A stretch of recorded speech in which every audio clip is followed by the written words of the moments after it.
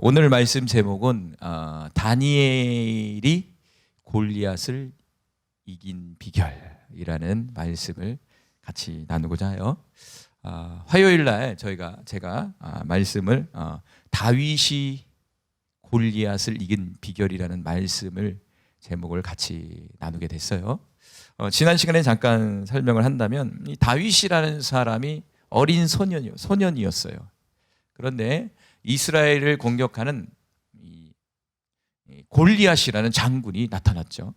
그래서 이스라엘의 모든 이 군대 장관들이 이 골리앗 앞에 너무 두려워하는 거예요. 어찌할 바를 모르는 거예요. 그런 상황 속에서 이 소년, 이 다윗이 골리앗을 물리치는 사건이 벌어지는 거죠. 여러분, 지금 말도 안 되는, 이거는 우리가 성경을 당연하지 이렇게 생각하지만 한번 여러분이 그 당시를 한번 돌아가 보십시오. 그 당시에 생각해 보십시오.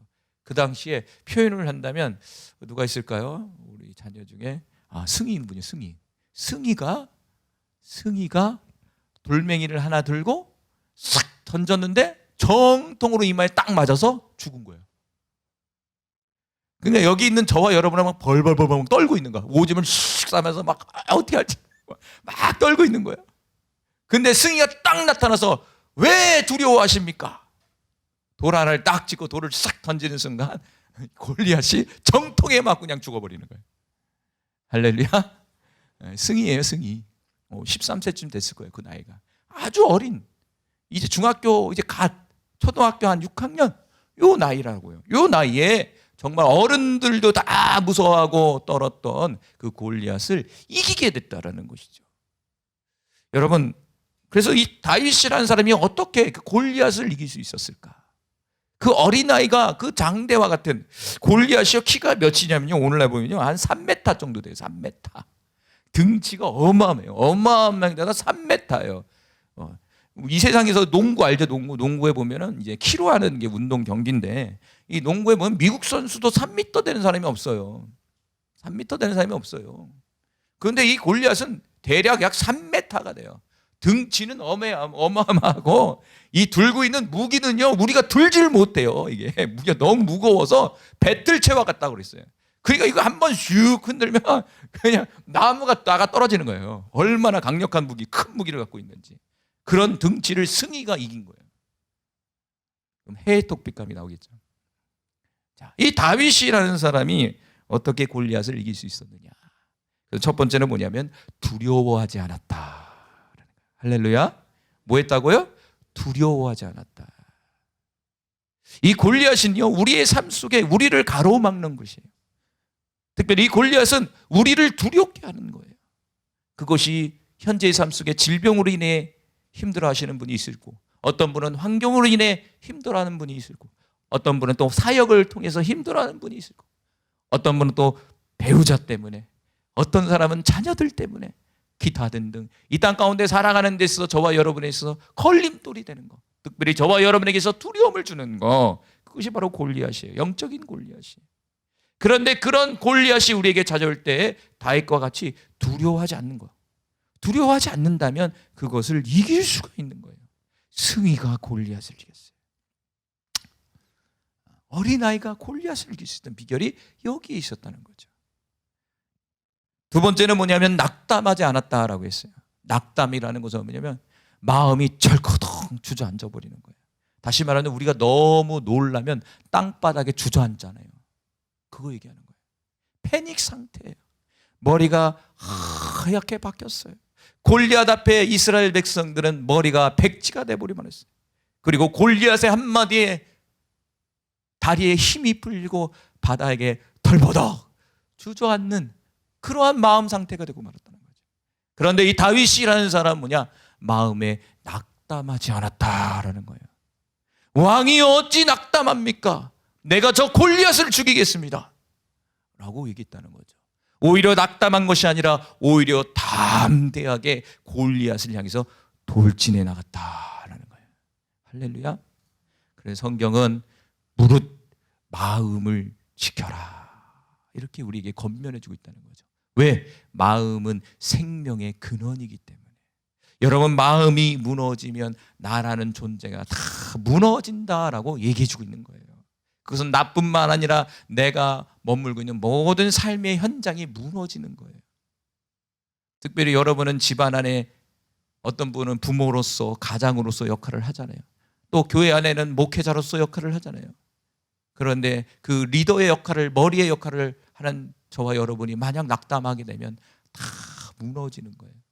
교회도 그렇더라고요. 목사님이 낙담을 해버리면요, 교회가 그냥 다 침체가 와버려요. 희한하죠. 성도들이 낙담하는 건 둘째치고는 그 교회를 이끌어가는 목사가 다 낙담해버리면 그 교회가 어둠이 와버려요. 그 영향력이 가더라고요. 목사뿐만 아니라 여러분의 가정 속에 엄마로서, 아빠로서 역할을 하는 데 있어서 여러분이 낙담해버리면 여러분의 가정에 낙담이 찾아와 버려요. 여러분의 가정에 어둠이 찾아와 버려요. 그럼 여러분뿐만 아니라 여러분의 자녀들이 낙담을 하게 된다는 거죠. 그러면 결국엔 여러분의 교회나 가정이 골리앗으로 인해서 점령당하고 마는 거예요. 세 번째는, 다윗이라는 사람이 골리앗을 이길 수 있던 비결이 어디 있느냐? 바로 만군의 여호와의 이름으로 나아갔다라는 거예요. 어떤 무기를 가지고, 어떤 자신의 지략을 가지고, 어떤 자신의 힘을 가지고 나간 것이 아니라 나는 만군의 여호와의 이름으로 너에게 나간다라고 얘기했다는 것이죠. 만군의 여호와의 이름이 오늘날 누구입니까? 바로 예수의 이름으로, 예수의 이름으로 우리의 삶을 맡고 있는 골리앗을 향해서 나갔다 이거예요. 할렐루야. 예수의 이름으로 나갈 때 그 예수의 이름이 골리앗을 무너뜨려 버렸다는 거죠. 이것은요, 세상 사람들이 이해하지 못해요. 그러나 영적인 세계 속에서 분명하게 반응한다는 거죠. 그 영적인 세계 속에서 반응이 일어나면 결국엔 현실의 세계 속에서 어떤 것이 열려지게 돼 있어요. 이것이 성경이 말하는 원리예요. 참 신기하죠. 자, 다윗이라는 사람은 예수의 이름으로 나아갔다. 저와 여러분에게도 이 골리앗이 우리의 삶을 맡고 있을 때 여러분, 예수의 이름으로 골리앗과 맞서 싸우길 바라요. 뒤로 물러나는 것이 아니라 맞서 싸워야 된다는 거죠. 그래서 이 다윗이라는 사람은 두려워하지 않고 낙담하지 않고 예수의 이름으로 나가니까 그 장대와 같은 절대 불가능한 그 골리앗을 이길 수 있었다라는 거예요. 자, 오늘 본문은 딱 누구나 성경의 인물 중에서 제일 좋아하는 인물 중에 제일 이 1위가 누구냐면 이 다니엘이라는 사람이 구약 성경, 그렇죠? 다니엘서를 보면 용기가 생겨요. 그렇지 않습니까? 이 다니엘서를 읽으면요, 다니엘을 보면요, 나도 모르게 용기가 생겨요. 왜냐하면 나도 할 수 있다라는 믿음을 준다는 거죠. 다니엘서를 읽으면. 자, 오늘 주인공은 뭐냐면 다니엘이라는 사람이 어떻게 골리앗을 이길 수 있었을까? 여기선 골리앗이 나오지 않습니다. 이 다니엘이라는 사람을 좀 잠깐 설명한다면, 이 다니엘이라는 이름은 뭐냐면 하나님은 심판자이시다라는 뜻을 갖고 있어요. 이 다니엘이라는 사람은요, 참 불행한 사람이에요. 인간적으로 보면요. 왜냐하면 어렸을 때, 승리 나이쯤 돼요. 한 13세에서 15세 나이쯤에 뭐냐면 자신의 나라가 멸망당해요. 누구에 의해서? 바벨론의 나라에 의해서 멸망당하고 말아요. 그래서 바벨론의 왕이 이 이스라엘 땅을 멸망시키고 이후 1차 포로를 데려가는 데 있어서 1차 포로를 누가 데려가냐면 이 다니엘이 끌려간다는 거예요. 그러니까 부모와 다 헤어지는 거예요. 어떻게 보면 부모 죽을 수도 있었겠죠. 전쟁 중에서도.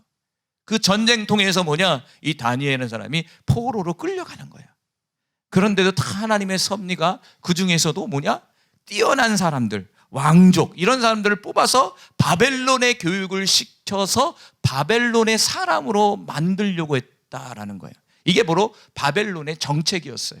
그래서 이방 나라를 점령하고 거기서 뛰어난 인재들을 포로 삼아서 바벨론화 시켜서 그 바벨론에서 사용을 했다라는 거예요. 그냥 전쟁 포로였어요, 사실은. 불행해요, 행복해요? 불행한 인생이에요. 가정적으로 보면 다니엘이라는 사람은 그렇게 행복한 사람이 아니었다는 거예요. 그런데 이 다니엘서 1장에 보면 이 다니엘의 신앙을 처음부터 우리에게 조명시켜주고 있어요. 그러니까 다니엘서 1장은요, 이 지금 우리가 잘 알고 있는 왕의 진미, 왕의 음식을 거부하는 사건이에요. 그러니까 좀 이제 우리가 이 시간은 다니엘서 1장을 통해서 우리면 이 골리앗이 누구냐면 왕의 진미가 바로 이 다니엘에 있어서 골리앗이에요. 왜냐하면 이 전쟁 포로가 그 왕의 어명을 어기면 어떻게 됩니까? 죽임을 당하는 겁니다. 이건 단순히 음식을 거부하는 것이 아니라 죽겠다는 얘기예요. 죽여버리겠다는 얘기예요. 그러니까 당연히 먹어야 된다는 거죠. 그러한 상황 속에서 이 다니엘이 그것을 거부했다라는 거예요. 특별히 이 왕의 진미는요, 우상들에게 제사를 드리고 그것을 가져와서 먹는 거예요. 그런데 이스라엘 율법 속에서 뭐냐면 이방 신에게 드리는 음식을 먹으면 안 돼요. 그것은 왜? 부정한 것이기 때문에. 그렇기 때문에 이 다니엘이라는 사람이 이제 그거에 대해서 이제 거부를 한 거죠. 우리 같으면 먹으면 되잖아요, 이렇게 생각하지만 그것은 이방 신에게 드려진 음식이고 더불어 하나님 말씀에 그거를 금지하고 있기 때문에 안 먹는 거예요. 만약 저와 여러분이 이 상황에서 다니엘이었다면 어떻게 했을까요? 저는요, 솔직히 말해서 먹을 것 같아. 아직 믿음이 안 돼갖고 타협을 해갖고 먹었을 것 같아. 만약 다니엘이라는 사람이 타협을 했다면 기록이 안 됐겠죠.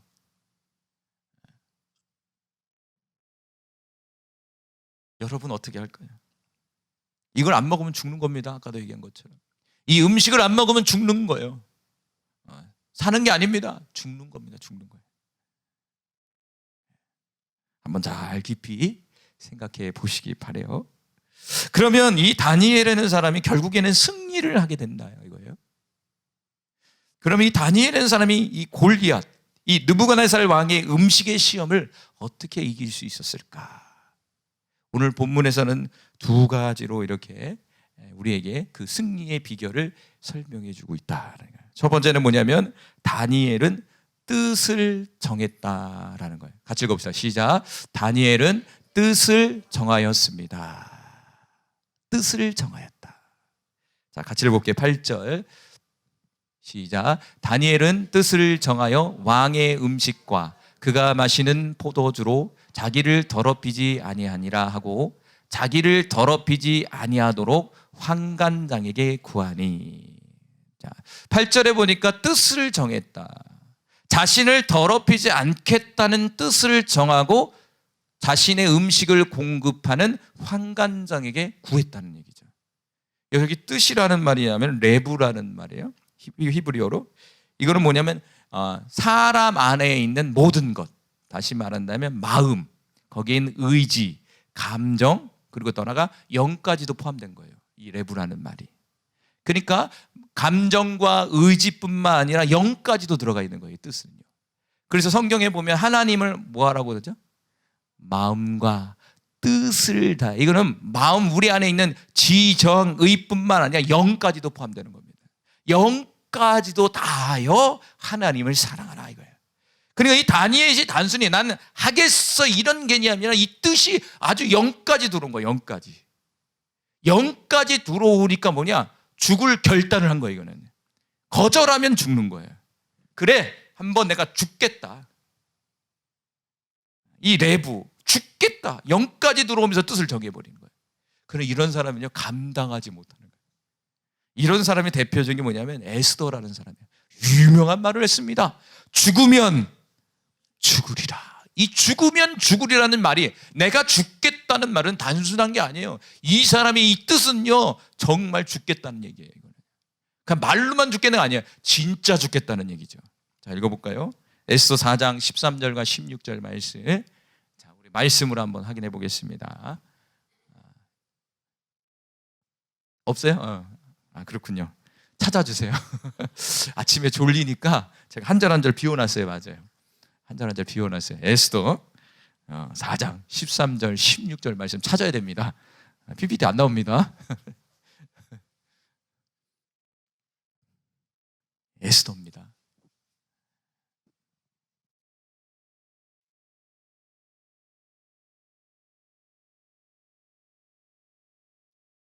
자, 같이 읽겠습니다. 에스더 4장 13절 16절 시작. 모르드게가 그를 시켜 에스더에게 회답하되 너는 왕궁에 있으니 모든 유다인 중에 홀로 목숨을 건지리라 생각지 말라. 이때 내가 만일 잠잠하여 말이 없으면 유다인은 다른 데로 말미암아 노임과 구원을 얻으려니와 너와 내 아버지 집은 멸망하리라. 내가 왕후의 자리를 얻은 것이 이때를 위함이 아닌지 누가 알겠느냐 하니 에스더가 모르드에게 회답하여 이르되 당신은 가서 수산에 있는 유다인을 다 모으고 나를 위하여 금식하되 밤낮 3일을 먹지 말고 마시도 마소서. 나도 나의 시녀와 더불어 이렇게 금식한 후에 규례를 어기고 왕에게 나아가리니 죽으면 죽으리이다 하니라. 아멘. 여러분, 이 당시는요, 왕이 불러야지 가는 거예요. 근데 부르지 않은 상황에서 와버리면요 죽어요. 아무리 왕후라도 왕이 부르지 않는 상황에서 자기가 스스로 와버리면요 죽임을 당한다는 거예요. 이 내용은요 민족적 위기가 찾아왔어요. 민족적 위기. 민족이, 유다인들이 모두 몰살당하는 그런 상황 속에 있었어요. 그런 상황 속에서 유일한 희망은 뭐냐면 에스더밖에 없었어요. 그래서 이 에스더가 이제 왕 앞에 나가야 돼요. 그걸 구하러 나가야 돼요.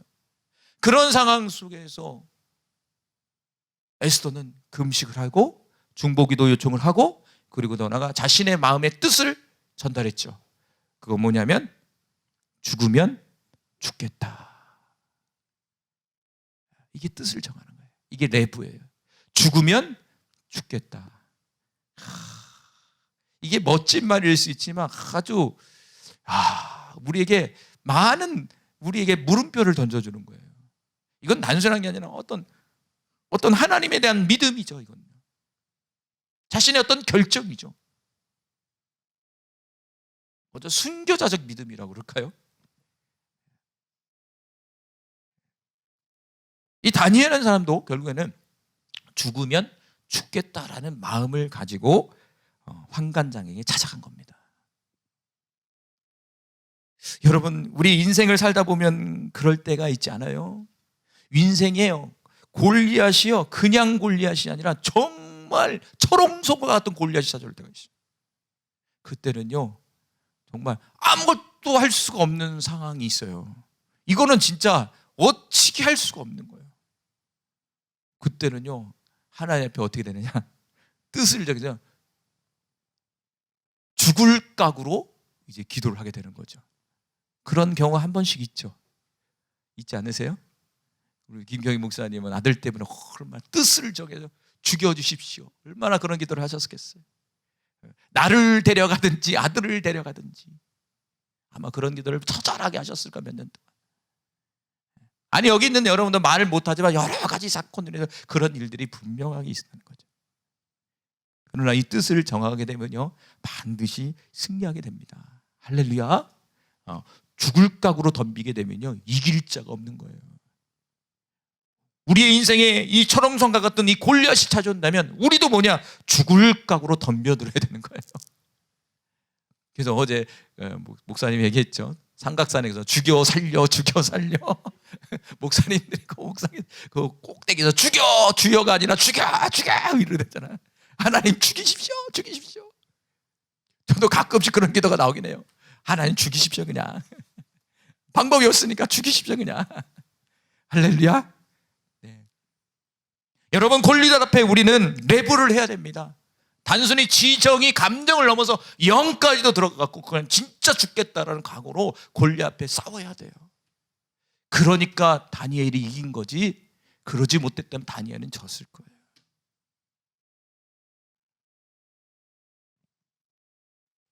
그러면 이 다니엘이라는 사람이 이 뜻을 정할 수 있었던 그 배경, 그 힘은 어디서 나왔을까요? 결국 이 다니엘이라는 사람은 하나님의 말씀을 어길 수 없기 때문에 그거를 구한 거예요, 환관장에게. 다른 문제도 아니에요. 자신이 믿는 하나님에 대한 말씀에서 벗어나니까 거기에 대해서 자신이 용납할 수 없으니까, 하나님 앞에 범죄할 수 없으니까 환관장에게 얘기한 거예요. 그거는요 하나님을 향한 신앙이에요. 그러면 이 다니엘이라는 사람이 이 뜻 내부를 정할 수 있었던 이 배경이 어디 있을까요? 처음부터 이런 뜻을 정할 수 있는 사람이었을까요? 아니죠. 광야의 존재의 목적은 무엇입니까? 어제 말씀 나눴죠. 과정입니다. 과정이잖아요. 그 과정을 통해서 믿음이라는 게 만들어지잖아요. 그 과정을 통해서 금이 만들어지고 그 과정을 통해서 그릇이 만들어지잖아요. 그렇다면 이 다니엘이라는 사람이 젊은 나이지만 어떻게 뜻을 정하고 죽으면 죽으리라는 각오를 가지고 환관장에 갈 수 있었을까요? 잠언서 4장 4절 말씀 또 없나요? 그래 찾아봅시다. 잠언서 4장 4절 봅시다. 많이 안 넣네. 많이 넣은 줄 알았더니 잠언서 4장 4절 같이 읽습니다. 잠언 4장 4절 말씀 시작. 아버지가 내게 가르쳐 이르기를 내 말을 내 마음에 두라 내 명령을 지키라 그리하면 살리라. 자, 아버지가 내게 가르쳤다. 여기 아버지를 하나님으로 바꾸세요. 하나님이 내게 가르쳤다. 하나님의 말씀을 내 마음에 두라. 내 하나님의 명령을 지키라. 그리하면 살리라. 다시 말한다면 다니엘이 뜻을 정할 수 있었던 그 원동력이냐면 아버지 하나님의 말씀이 자신 그 마음 안에 있었다는 얘기예요. 할렐루야. 하나님의 말씀이 그 마음 속에 자리 잡고 있었기 때문에 그렇다라는 거예요.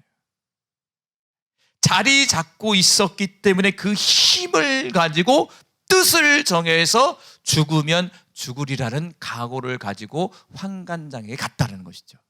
그러니까 우리가 이 골리앗, 우리에게 다가오는 인생의 이 골리앗을 이길 수 있는 비결은 뭐냐면 뜻을 정해야 되는데 그 뜻의 그 원동력의 힘이 어디서 나오냐면 하나님의 말씀에서 나온다 이거예요. 근데 그 하나님의 말씀이 어디로 들어가야 되냐면 우리의 내부로 들어가야 되는 거예요. 결국에는 다니엘의 내부, 이 뜻은요 다니엘의 뜻이 아니에요.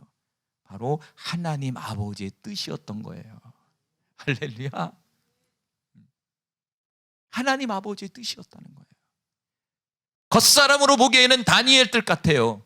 그러나 영적으로 보니까 이것은 하나님의 뜻이었다는 거예요. 왜? 다니엘 안에 있는 하나님의 말씀이 이 다니엘에게 뜻을 정하게 만들었다는 거죠. 그 말씀이라는 것이 우리 안에 들으면 얼마나 놀라운 일이 벌어지냐면 자신의 목숨까지도 버릴 수 있다는 거예요. 순교자들이.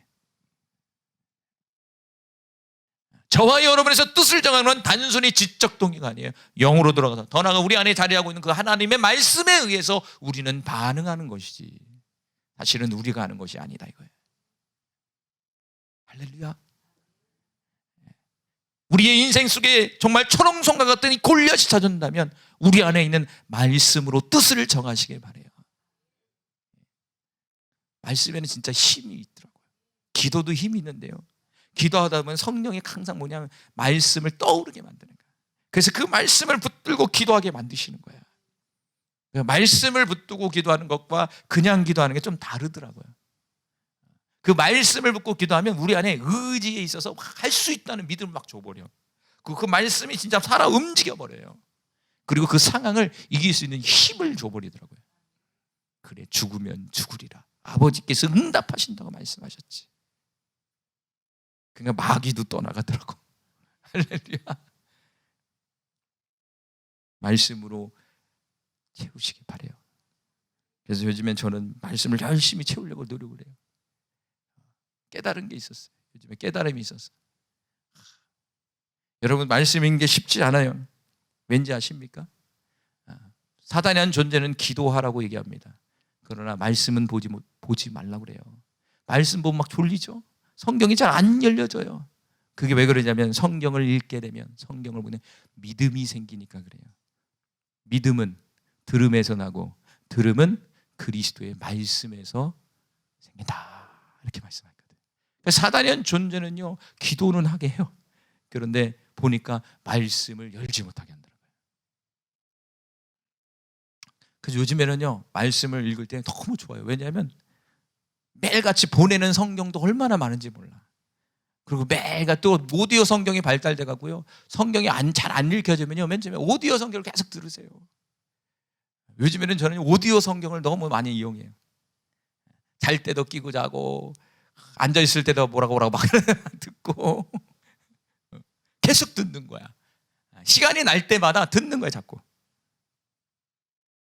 그러니까 그 말씀이 나도 모르게 안으로 자꾸 들어오는 거죠. 그러니까 삶이 조금씩 바뀌어요. 그리고 그 말씀이 우리 안에 들어오면요, 바로 든든해져요. 또. 그리고 그 말씀이 우리 안에 자리 잡으면요, 기도에도 힘이 생겨요. 그리고 말씀이 들어오면 지금의 상황, 골리앗 같은 그런 상황 속에서도 우리에게 이길 수 있는 믿음을 주게 된다라는 거죠. 여러분, 말씀으로 승리하시길 바라요.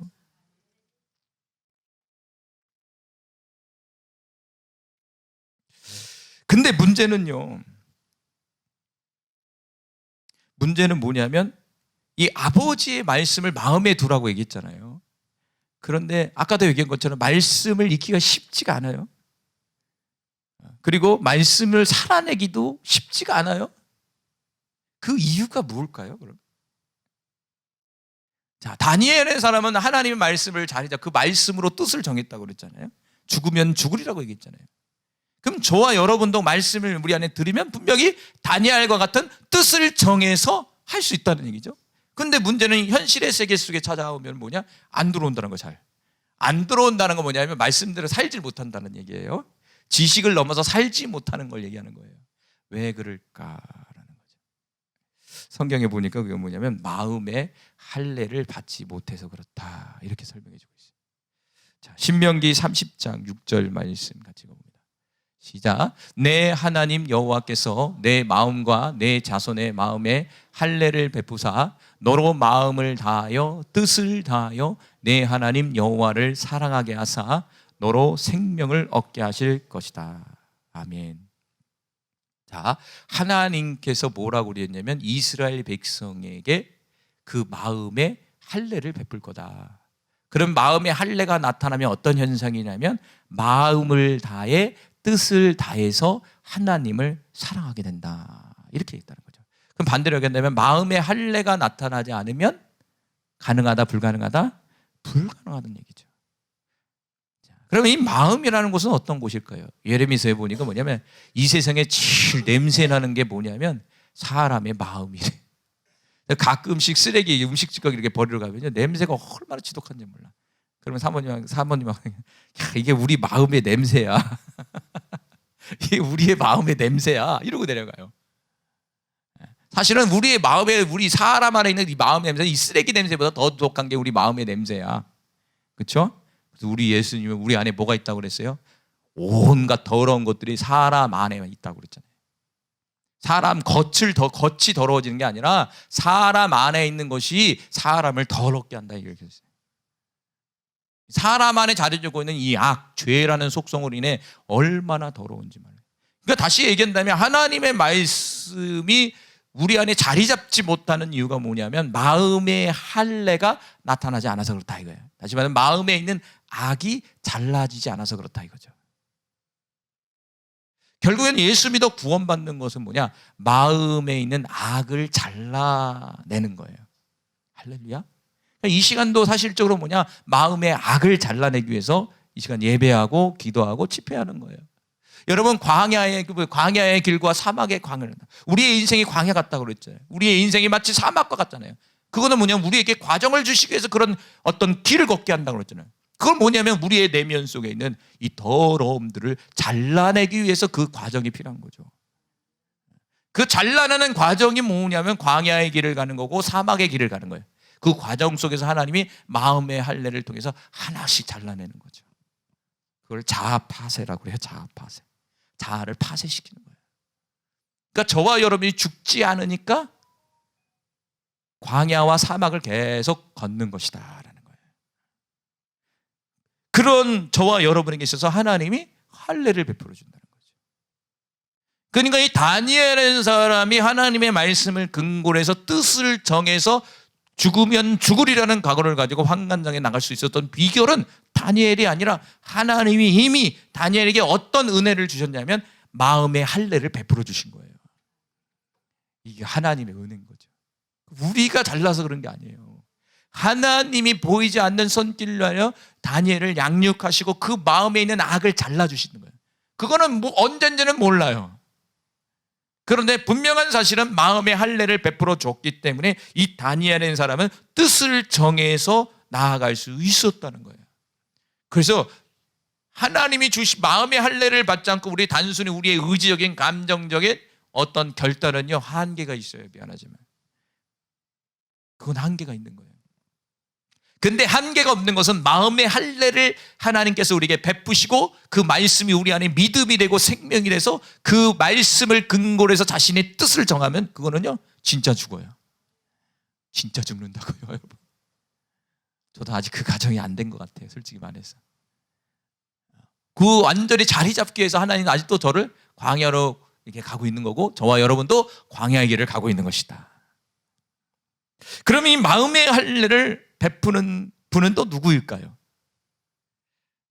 로마서 2장 28절과 29절에 보니까 쉬운 성경에 이렇게 써 있어요. 같이 봅시다. 그러므로 겉사람만 유대인이 사람은 진정한 의미에서 유대인이 아닙니다. 그리고 몸에만 행해진 할례는 진정한 의미의 할례가 아닙니다. 29절. 마음으로 유대인인 사람이 진정한 의미의 유대인입니다.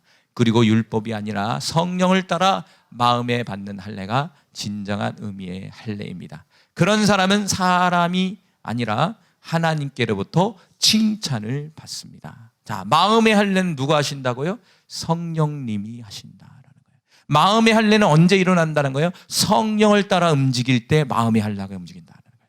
할렐루야. 그러니까 다니엘이라는 사람이 예표적으로 구약에서 어떤 사람이었다는 거예요? 성령에 충만한 사람이었다는 거예요. 그래서 다니엘의 별명이 있죠. 하나님의 영에 크게 감동된 자라고 얘기해요. 그렇죠? 예수 믿지 않는 사람들도 옆에서 이 사람은 하나님의 영에 크게 감동된 사람이다. 그러니까 이 사람이 모든 꿈들과 모든 징조들을 해석할 수 있다. 이런 얘기를 한다는 거죠. 그 얘기는 뭐냐면 이 마음속, 다니엘 마음속에 뭐냐면 성령님이 자리 잡고 있었다는 거죠. 성령님이 자리 잡고 있었고 더 나아가 성령을 통하여 이미 이 다니엘이라는 사람은 마음의 할례를 받은 거예요. 이걸 예표적으로 우리에게 보여준 거예요. 그 결과가 뭐냐면 뜻을 정해서 갈 수 있었다. 할렐루야. 결국에는 우리가 사막의 길 그리고 더 나아가 광야의 길 가운데 나타나는 이 골리앗을 이길 수 있는 방법은 뭐냐? 성령 충만해야 된다 이거예요. 결론적으로는요. 성령 충만해야 하나님 말씀이 우리 안에 자리 잡게 되고 그 말씀이 우리를 움직여서 뜻을 정해서 골리앗을 이기게 한다 이거예요. 그래서 죽을 각오로 덤비는 사람은 이길 수가 없다 이거예요. 특별히 성령의 힘을 가지고 덤벼드는 사람은 이길 수가 없다. 그래서 우리 예수님이 이랬죠. 세상이 감당하지 못하는 사람이 저와 여러분이다 이렇게 얘기했다는 거예요. 세상이 감당하지 못하는 분들이 저와 여러분이에요. 바로 저와 여러분이 가지고 있는 그 믿음이다라고 우리 주님이 말씀했죠. 이 자리에 앉아있는 것은요 세상 사람들이 이해가 못하는 거예요. 제가 여기 쇼스로 이렇게 이제 한 몇 카트를 딱 올렸더니 이 안틱 이 기독교를 욕하는 사람이 댓글을 막 적어 엄청 많이 적어놨더라고. 미쳤다고. 이 아침에 뭐 하는 짓이냐고 진짜 그렇게 적어놨어요. 신고했죠. 혐오죄로 신고를 했는데 그렇게 막 적어놨더라고. 그게 뭡니까? 세상 사람들은 미친 짓이죠. 지금 이 아침에 모여서 예배하고 기도하고 도와달라고 하고 찬양하는 이거는 가서 돈이나 벌지 뭐 하는 짓이냐고 이렇게 생각한다 이거예요. 예, 일반 사람들은 당연하게 그렇게 반응할 수 있다 이거예요. 할렐루야. 그러나 우리 믿음의 사람은 그게 아닌 거죠. 우리는 이것이 생명이고 이것이 우리에게 능력이 되고 지금의 삶의 골리앗을 돌파할 수 있는 우리의 이길 수 있는 비결이 되는 거죠, 여러분. 그걸 못 깨달아서 그렇게 욕하는 거죠. 안타까운 거죠. 할렐루야. 두 번째로 이 다니엘이라는 사람이 이 골리앗인 왕의 음식의 시험을 이길 수 있는 비결이 뭐냐? 두 번째는 뭐냐면 읽어봅시다. 시작. 하나님께서 다니엘에게 은혜와 궁유를 얻게 하셨습니다. 할렐루야. 9절 읽어봅시다. 시작. 하나님이 다니엘로 하여금 환관장에게 은혜와 궁유를 얻게 하신지라. 자, 다니엘은 사람이 뜻을 정했습니다. 환관장에 가서 얘기했습니다. 나는 이제는 왕의 음식을 못 먹습니다. 그 얘기를 듣던 환관장이 반응하죠. 근데 반응하기 전에 이미 영적인 세계 속에서 어떤 일이 벌어졌습니까? 하나님께서 다니엘에게 은혜와 궁유를 베풀어 주셔서 이 환관장의 마음을 돌려놨다라는 거예요. 그러니까 사람의 마음을 돌리는 것은 하나님이에요. 이 땅 가운데 이 세상에서 제일 어려운 게 뭐냐면요, 이 사람의 마음을 돌리는 거예요. 특별히 사역을 하다 보면요, 시험 든 사람이 있어요, 가끔씩. 그러면 이 시험 든 사람은요, 목사님이 아무리 찾아가도 안 돼요. 미안한 얘기지만 안 되더라고요. 그런데 하나님 도와주십시오. 그 마음을 움직여주세요. 하나님이 일하니까 싹 돌려주더라고요. 할렐루야. 깨달은 게 있어요. 사람의 마음은 사람이 돌릴 수 없다.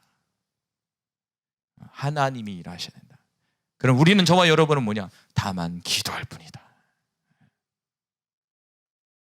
우리 그 돌아가셨죠? 작년인가? 수영로 교회 그 목사님 누구죠?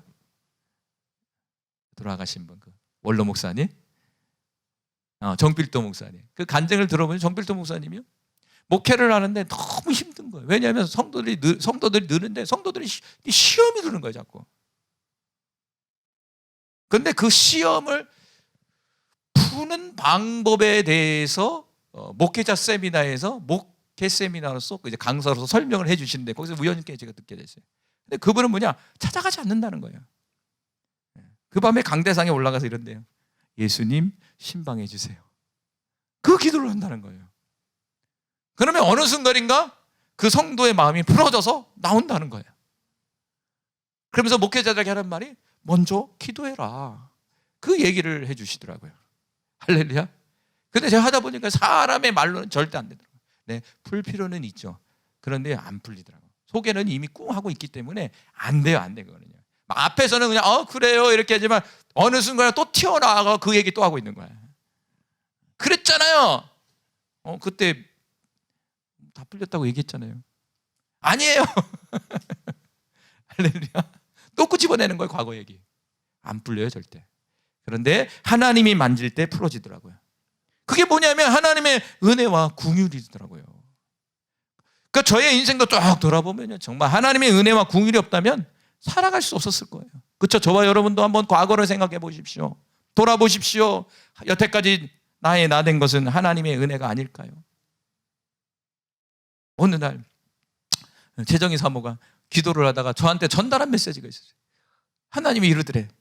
네 남편은 내가 여태까지 너를 보호해주고 이끌어줬기 때문에 살아있는 것이지, 그러지 않았으면 진작에 죽었다. 이렇게 얘기하더래, 하나님이. 그거에 대해서 자신이 감사하지 않는다는 거야, 나한테. 하나님 앞에. 내가 그랬죠. 그 얘기를 듣고 맞네. 인생에 있어서 죽을 위기들이 한 번씩 있었잖아요. 어떤 사고든 뭐거나 있었잖아요. 두려움들이 찾아올 때가 있었잖아요. 근데 그 얘기를 듣고 그래, 하나님이 보호해 주셨구나. 하나님이 은혜를 베풀어 주셨구나. 그래서 내가 이렇게 살아있구나. 여러분, 살아있는 자체가 하나님의 은혜와 긍휼입니다. 정말 끝나고 간 사람도 있어요. 지금 또 돌아가신 분도 있고. 근데 지병이나 불의의 사고로 가면 얼마나 허망합니까, 여러분. 어제도 보니까 3살짜리가 12층에서 떨어졌어요. 그 부모가 잘 관리를 안 했죠. 난간에서 떨어졌어. 그런데 나무에 걸려갖고 살았어. 3살짜리가. 은혜죠. 죽을 아이잖아요. 그래, 떨어지다가 나무에 걸려갖고 살았대요. 이 3살짜리 아이가. 야, 얼마나 그 나무 때문에 샀습니다. 그 나무가 아니라 하나님 은혜입니다. 근데 일반적 은혜죠, 그거는. 자, 다니엘은 사람도 그 골리앗 앞에 이길 수 있는 비결은 뭐냐면 절대적인 하나님의 은혜와 긍휼이었다. 그런데 저와 여러분은 자꾸 망각한다. 자꾸 교만해진다. 내가 한 것 같다. 내 힘으로 했다. 내가 기도해서 이렇게 됐다. 내가 지혜로우니까 이렇게 된 거지. 내가 능력이 있어서 하니까 이렇게 된 거지. 요즘에는 하나님 앞에 얼마나 회개하는지 몰라. 그동안에 교만했던 마음들이 얼마나 많았던지 계속 떠오르게 만드시는 거야. 그리고 요즘에는 뭐냐? 제가 어디에 들어가 있냐면 요나 물고기 뱃속에 있거든요, 사실은요. 하나님 가르쳐 주더라고. 너는 요나 물고기 뱃속에 있다. 요나 물고기 있으니까 뭐 해야 돼요? 기도하는데 어떤 기도해야 됩니까? 회개 기도해야 되는 거죠. 눈만 감으면 회개시키는 거야. 언제까지인지는 모르겠지만 눈만 감으면 회개시키는 거야. 너 교만해서 그래. 네가 너무 나타났잖아. 너 나 의지하지 않았잖아. 할렐루야. 망각하고 산 거예요. 근데 저뿐만 아니라 아마 이 자리에 있는 저와 여러분 모두가 그럴 거라고 생각이 들어요. 좀만 잘 나가면 하나님의 은혜와 긍휼이 아니라 내 힘과 능력으로 했다라는 것이 이 인간이 갖고 있는 게 본성이에요. 그래서 저를 낮추기 위해서 요나 물고기 뱃속 그것도 지하로 쫙 보내갖고 여기서 재정이던 사람 다문화 같이 야 살려주십시오. 죄송합니다. 요즘에 이런 기도해요. 죄송해요 하나님. 좀 살려주세요. 할렐루야. 그러니까 어떤 기도하냐? 주여밖에 안 나와요. 할렐루야. 그렇죠? 살려주세요. 하나님 잘못했어요. 불쌍히 좀 여겨주세요. 그런데 그게 최고의 기도 같아요, 저는요.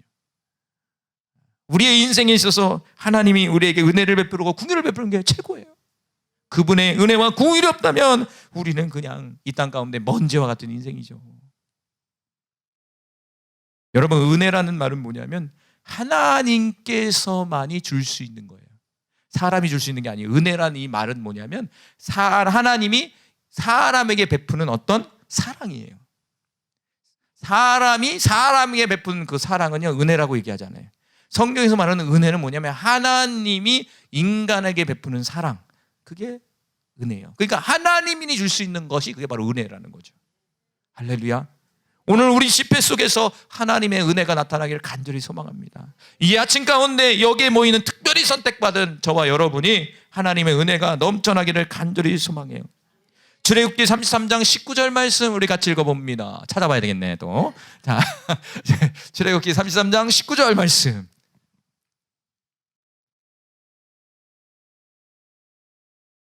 우리 조윤정 집사님 큰 소리 한번 읽어주세요.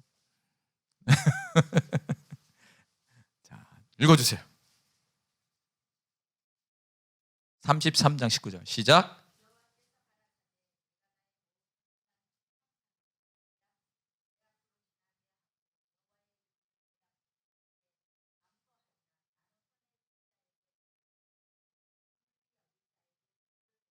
아멘. 은혜 베풀 자에게 은혜를 베풀고 긍휼히 여길 자에게 긍휼히 여기신다. 할렐루야. 누가? 하나님께서. 그 전적인 하나님의 주권 속에 있다는 거죠. 그럼 저와 여러분은 어떻게 해야 됩니까? 그 은혜 베풀 자가 저와 여러분이 돼야 돼요.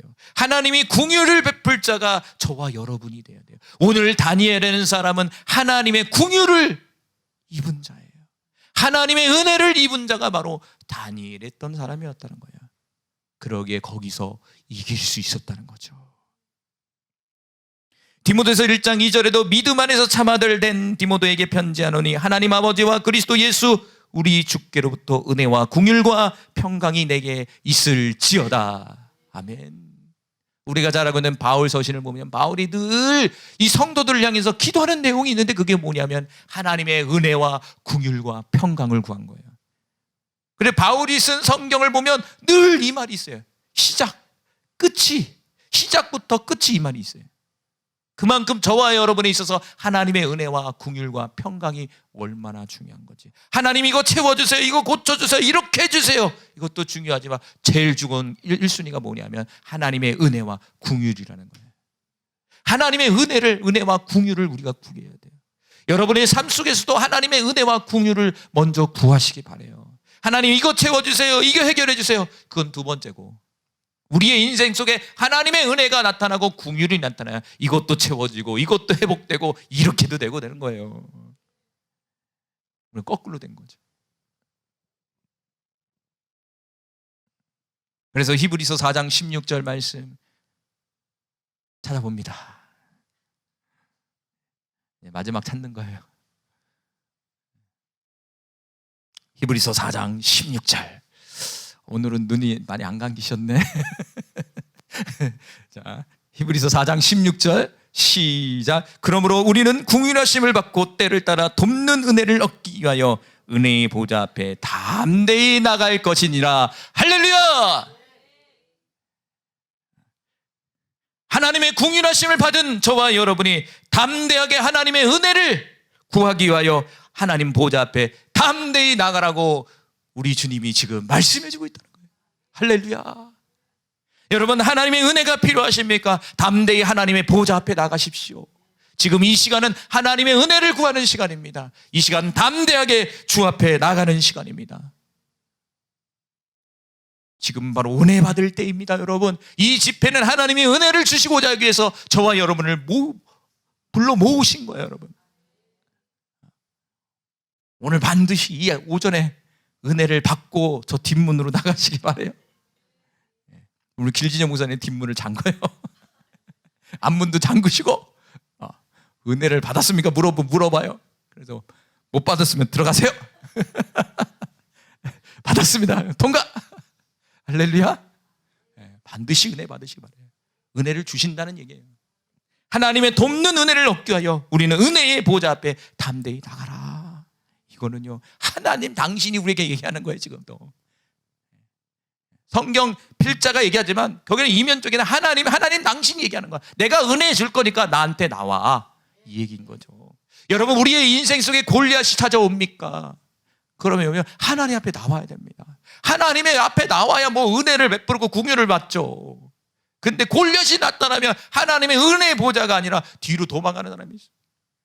세상으로 뛰어나가는 사람이 있어. 하나님을 의지하는 것이 아니라 자신의 힘을 의지하려고 그래. 아니면 그 문제에 있어서 그냥 포기해버리는 사람이 있어. 제가 보니까 포기하는 사람이 제일 많더라고. 포기해버려 그냥. 그것은 우리에게 있어서 온전치 못하다.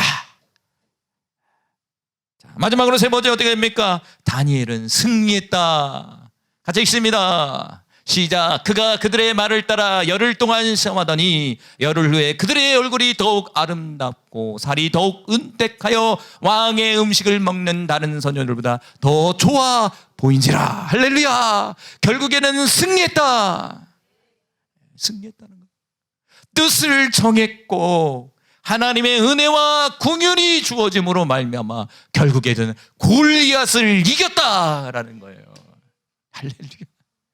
이 간단한 얘기예요. 결론을 맺겠습니다. 여러분, 우리의 인생 속에 골리앗이 또 찾아옵니까? 다니엘과 같이 뜻을 정하십시오. 그 뜻은 하나님의 말씀을 근거로 해선 뜻입니다. 그러기 위해서는 우리 안에 성령님이 계셔야 됩니다. 그러기 위해서는 저와 여러분이 성령의 충만함을 받아야 됩니다. 성령의 충만함이 우리에게 임할 때 그 말씀이 생명이 되어 우리 안에 뜻을 정하게 만들고 죽으면 죽으리라는 각오로 골리앗과 싸우게 만든다는 거죠. 그리고 싸운 데 있어서 하나님은 뒤로 물러나는 분이 아니라 하나님께서 그 싸우는 자에게, 뜻을 정하는 자에게 하나님의 은혜와 궁유를 베풀어 준다는 거죠. 결국에는 그 하나님의 은혜와 궁유를 통해서 그 초롱성과 같은 우리의 인생 속에 골리앗이 쓰러져 버린다 이거예요. 우리의 광야 같은 인생, 사막과 같은 인생 속에서 길이 나고 강이 나게 된다 이거예요. 길이 나고 강이 나기 위해서 뭐냐? 이 광야와 사막길에 있는 이 골리앗을 이길 때 나는 거예요. 그냥 자연적으로 나는 게 아니라 거기서 골리앗을 이겨버렸을 때 이기는 자에게 주어지는 상급이에요. 이게. 이기는 자에게 주는 겁니다. 결국 우리의 신앙은 이기기 위해서 신앙생활하는 거예요. 그래서 이 땅 가운데 우리는, 그래서 성경에 보니까 영적 전쟁을 하고 있는 거예요. 영적 전쟁. 구약에 나오는 이 광야 가운데 나타나는 여러 가지 일곱 족속들, 여러 가지 문제들은 결국에는 영적인 싸움인 거예요. 이스라엘 백성이 그 영적 싸움에서 승리했다면 아마 40년이 40일 걸렸을 거예요. 왜 40일이냐면 예수님이 생각나더라고요. 예수님은 만약에 이 마귀와의 싸움에서 지면 40년 거기 광야 생활을 했을 거예요. 근데 예수님은 40일 동안 금식하면서 어떻게 했냐? 이겨버렸어. 그냥 40일 만에 끝나버린 거예요. 근데 이스라엘 백성도 40일 안에 끝나야 될 그 영적 전쟁을 뭐냐? 40년을 해버린 거예요. 40년을. 그래서 우리 하나님은 포기하지 않더라고요. 끝까지 죽음의 직전까지도 그렇게 일을 하시더라고요. 그래서 어떻게든 변화를 시키긴 해요. 근데 그 시간이 걸리느냐 짧냐 이 차이죠. 우리 모두 우리의 삶 속에 골리앗 40일 만에 승리하시기 바라요. 할렐루야. 우리 이 시간 하나님의 은혜에 우리 같이 찬양하기를 원합니다. 내가 누려왔던 모든 것은 하나님의 은혜입니다. 내가 지내왔던 모든 시간은 하나님의 은혜입니다. 우리 같이 찬양하시고 하나님 이렇게 기도했으면 좋겠어요. 하나님 우리도 뜻을 정할 수 있도록 이 시간 성령님 우리 안에 임재하여 주시옵소서. 하나님 우리에게 은혜와 긍휼을 베풀어 주십시오. 그래서 우리의 인생 속에 찾아온 이 골리앗을 이기게 해주세요. 주님, 우리 같이 기도했으면 좋겠어요. 우리 내가 누려왔던 모든 것들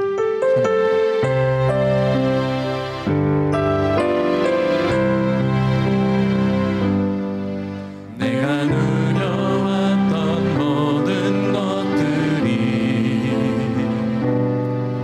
내가 지나왔던 모든 시간이 내가 걸어왔던 모든 순간이 당연한 건 아니라 우리 다시 한번 내가 누려왔던 모든 것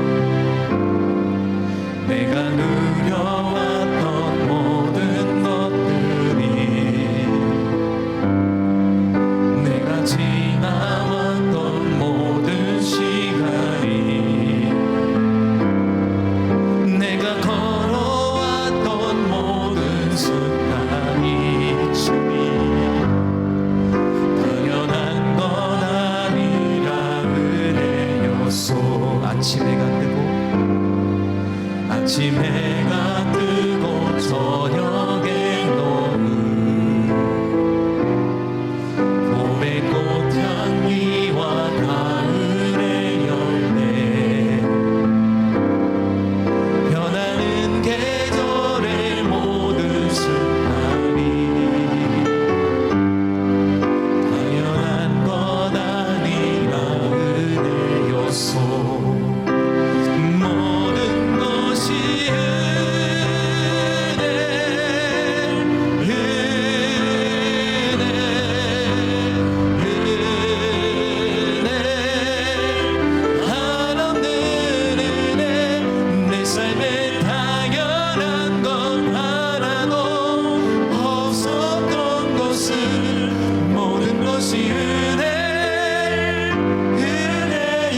내가 이 땅에 태어나 사는 것은 내가 이 땅에 태어나 사는 것 어린아이 시절과 지금까지 숨을 쉬며 살며 꿈을 꾸르사 당연한 것 아니라 은혜였소. 내가 하나님의 자녀로 살며 은혜입니다. 오늘 찬양하고 예배하는 사주님 복음을 전할 수 있는 축복이 당연한 건 아니라 은혜였소. 모든 것이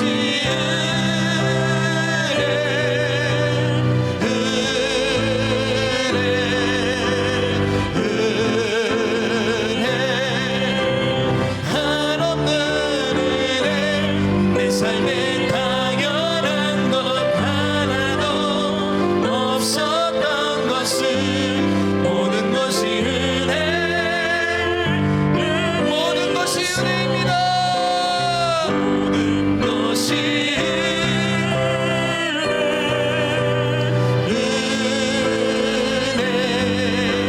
은혜. 우리 하나님 앞에 고백합시다. 나의 나 된 것은 하나님의 은혜입니다.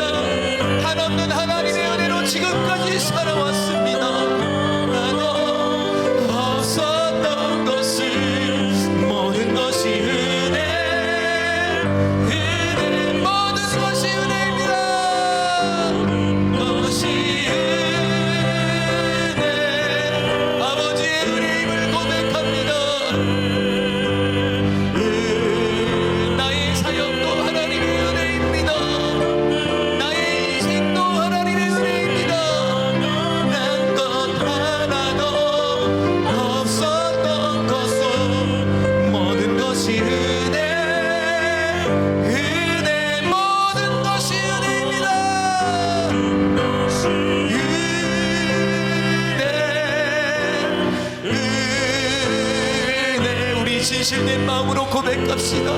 우리와 함께 하신 그 하나님의 은혜, 우리의 아버지가 되신 그 아버지의 은혜가, 우리의 구원자가 되신 그 예수님의 은혜가, 우리 안에 계신 성령님의 그 은혜가 지금까지 우리를 이끌어 주셨습니다. 이렇게 숨을 쉬고 찬양하는 것도 모든 것이 은혜입니다. 모든 것이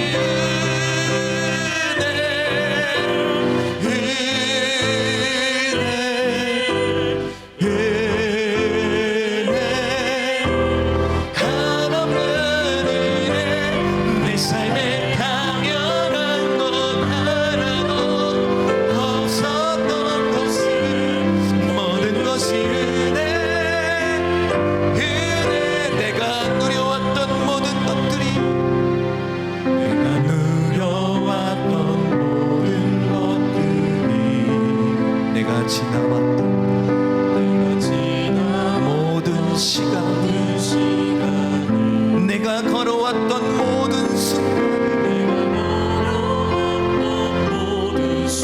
당연한 것이 아니라 은혜였습니다.